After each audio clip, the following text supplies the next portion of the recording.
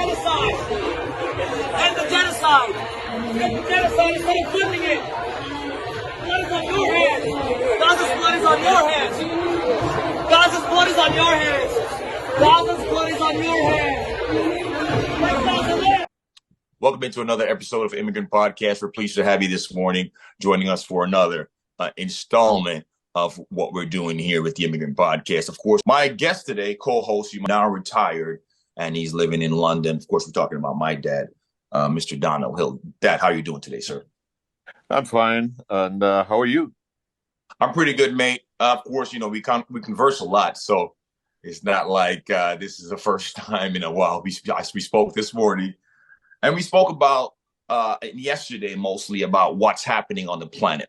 You're a very knowledgeable human being about everything politics, everything current affairs, and literally everything that's happening on this planet when it comes to the division of countries or continents or anything that you can think of. You're the man to speak to when it comes to educating us about what's happening. Now, me personally, I am not as educated about what's happening in the conflict between Israel and Palestine. I know a lot of our listeners today would like to be clued in on the specifics of what brought us here today.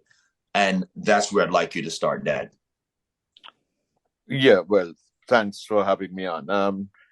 The conflict between Israel and Palestine, including the ongoing situation in Gaza, is highly complex and deeply rooted in historical, political, and religious factors. Providing a full history would require a lengthy analysis, but I can give us the most brief that you can. Yeah. Yeah. Well, is in historical context. The conflict traces back to the late 19th century with the arrival of the Jewish immigrants in the region, which was then under the Ottoman rule. Zionist aspiration for a Jewish homeland clashed with the Arab nationalism and the existing Palestinian Arab population.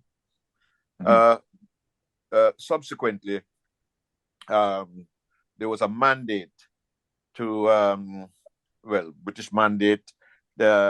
It was to create Israel.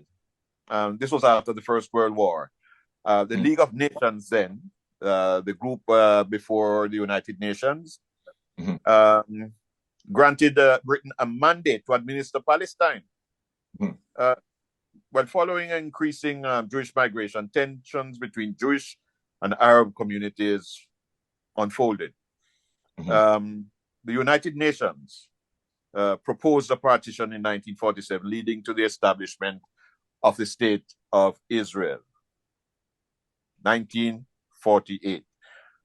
This resulted in conflicts in the area between Israel and surrounding Arab countries. Then it led to a Palestinian refugee situation, a crisis really. The establishment of Israel led to significant displacement of Palestinians, and it caused this refugee crisis I mentioned. This issue remained unresolved, and I can go back to my early days listening to what was going on. I could mention the years, but being someone who was up with the news, I remember clearly that crisis. Now, this issue remained unresolved and continues to fuel grievances and demands for the right of the Palestinian refugees. I have a question. Yes. For you. I'll pause right there and I have a question for you because there's always one familiar entity involved when it comes to division of another country's property, and that is the British or the American or the French.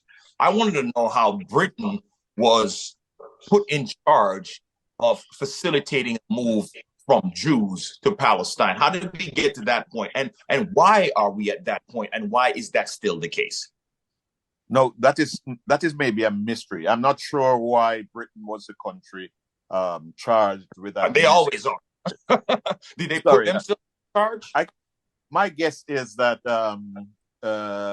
Britain was at the front of World War One, got there somehow, and certainly the forefront of World War Two. So and then Britain was considered to be this great British Empire who ruled the world. So I suppose their reputation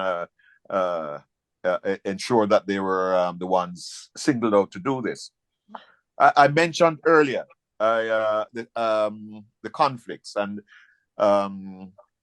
what comes to mind is 1967, when Israel fought a 6-day war against Arab countries like Egypt, Jordan, and Syria.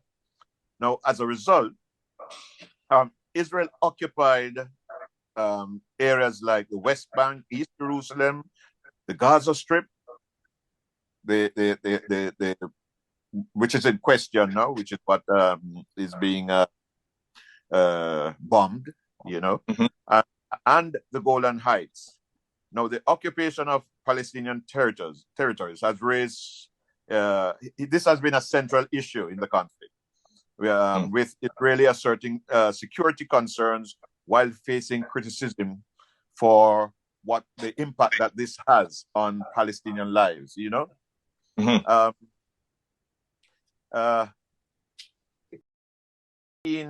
When was it? I think early 1990s, maybe 1993.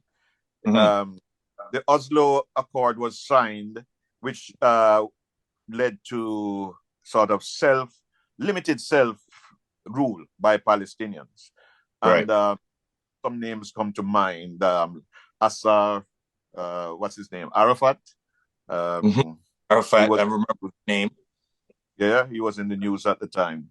And this was to create a kind of Palestinian Authority, I think it was called. Now, final resolution on the status of the Palestinian territories and a Palestinian statehood. This has never been achieved. Now we are talking about 30 years. That's a long time. Very long. And Arafat is no longer around.